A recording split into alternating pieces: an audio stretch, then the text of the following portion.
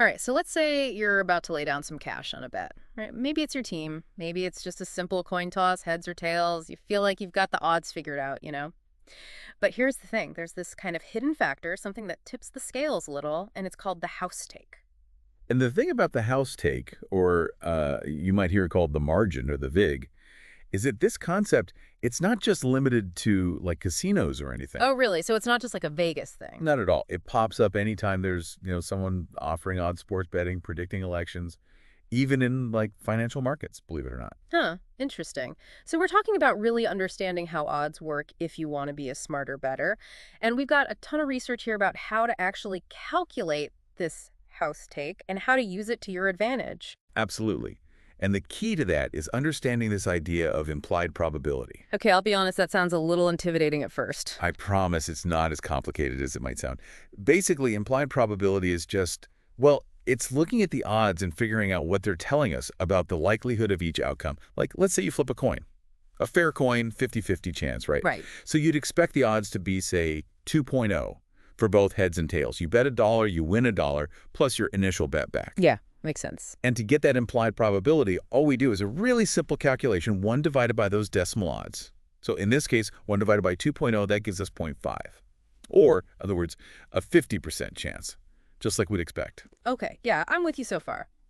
But, and maybe this is where my cynicism kicks in, I'm guessing this is where the bookmakers, the folks setting the odds, they got to work their magic a little bit, right? Exactly. And they do that by building in a slight edge for themselves, a little cushion, you could say. So instead of seeing those perfectly even odds of 2.0, you might see, say, 1.90 for both heads and tails. Okay, and I bet even though that seems like a tiny difference, it probably adds up. Oh, absolutely. Because now when you do that same calculation, 1 divided by 1.90, you get an implied probability of a little over 52.6%. Wait, for both heads and tails? For both. See how that works? Yeah. When you add up the implied probability of all the possible outcomes and it's more than 100%, that extra bit, that's the house's built-in advantage, the house take. So they're basically, what, guaranteeing themselves a cut no matter what? Seems like a pretty good gig if you can get it. It really is, and it all comes down to, well, math in the end. But here's where things get interesting. You can actually calculate this house take yourself. Oh, okay, so we can figure out exactly how much they're skimming off the top. Exactly. And our research actually gave us a really clear formula. You take the sum of 1 divided by the odds of each outcome, multiply that by 100, and then subtract 100. Okay, so in our coin toss example where the odds were 1.90 for both heads and tails, it'd be, let me see, 1.90 plus 1.90, then all that times 100 minus 100. So what's that come out to, like 5% or something? Spot on. It works out to about 5.26% to be exact. So that means for every dollar wagered, the house is probably going to pocket a little over 5 cents. Whether the coin lands on heads or tails makes no difference to them. Wow, that's wild. And so this whole calculation, we can use this for like any kind of bet. Oh, absolutely. Doesn't matter if we're talking about, sports, elections, even like, betting on the stock market. So anytime there are odds involved, this house take is lurking in the background. You got it. It Let's say, doesn't. for example, you're looking at a football match, right? 3 possible outcomes. Team A wins, Team B wins, or they tie. Each outcome has its own odds, reflecting that house take we were talking about. All right, so let's say, just for the sake of argument, those odds are 2.50 day for Team A, 3.00 for Team B, and 3.20 for a draw. Could we use what we've learned to figure out the house take in that situation? Of course, we just use that same formula. Plug in the odds for each outcome, do a little math, and in this case, it turns out the house take is about 4.58%. So even though there are 3 possible outcomes, almost 5 cents of every dollar bet still goes straight to the house. Exactly. And this is why understanding this whole idea of the house take, it's not just some abstract concept. It's crucial for anyone who's putting money down, whether you're a casual bettor or you take it really seriously.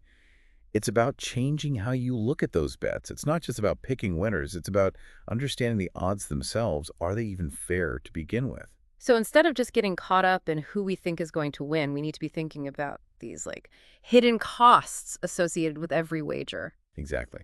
When you go to the store and you buy something, there's a markup, right? The price they're selling it for is higher than what it actually cost them. Think of the house take as kind of like that markup. It's the cost of playing the game. Yeah. And just like with anything else, knowing what that cost is can help you make smarter decisions. So like how do we actually use this knowledge to, become smarter bettors? What are some practical things listeners can do? Well, it all starts with understanding value. Now that you know about this house take, you can start comparing odds from different bookmakers. You might find that one consistently offers slightly better odds, meaning a lower house take, than their competitors. And those small differences, they can make a big difference in your overall winnings over time. So it's like being a savvy shopper, but in the world of betting. Doing your research and sniffing out those opportunities where the odds and the house take are more in your favor.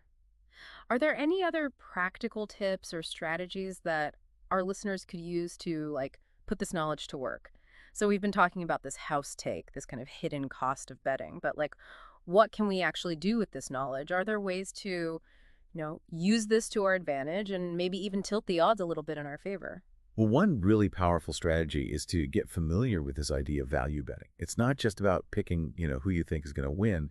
It's more about finding those bets where the odds being offered are actually higher than the real likelihood of that thing happening. Oh, okay. So it's like finding those spots where the bookmakers might have, I don't know, misjudged the odds a bit.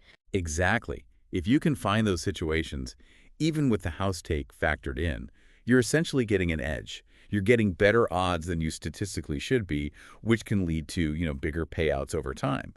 And this ties into another really important point, which is managing your bankroll wisely. Yeah, I've heard that before.